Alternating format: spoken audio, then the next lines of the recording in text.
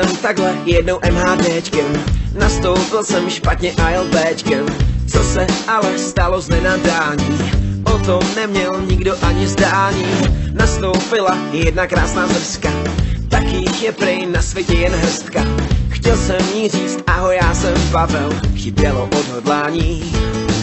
Kamča, Parča, Bětka či Katka, chtěl bych poznat její jméno. Vstávám ráno, v hlavě jí pořád mám, doufám, že ji zase jednou potkám. Inzeráty na všechny portály dám.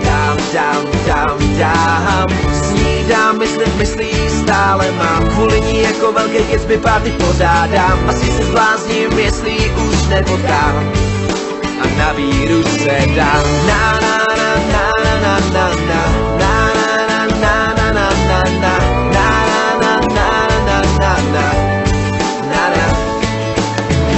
Měla pihu na pravém líčku, chtěl jsem pro ní složit slovník díčku. Byla sexy, že bych jí hned zlíbal, jak puk jsem se na ní jenom díval. Řekl jsem si dost, kámo, jdi hned za ní, každý chlap o takovou holku stojí. Ale když jsem se konečně přemohl, vystoupila, byla pryč. Klára, Sára, Bája či Kája, chtěl bych poznat její jméno. Jestli máte nějaký tip, tak bych byl rád, aby to přání bylo vyslyšeno. Vstávám ráno, v hlavě jí pořád mám, doufám, že ji zase jednou potkám. Inzeráty na všechny portály dám. Snídám, myslím, myslí stále mám, kvůli ní jako velký Gatsby party pořádám. Asi se zblázním, jestli ji už nepotkám a na víru se dám. Na na na na na na na na na na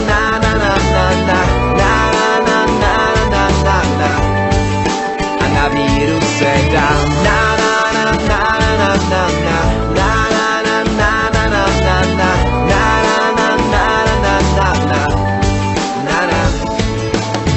Bylo to jako když blesk do vás udeří, ta energie projela mi celou páteří. Každou noc ve snu jí vidím stát u dveří, láska prostě někdy nečekaně udeří.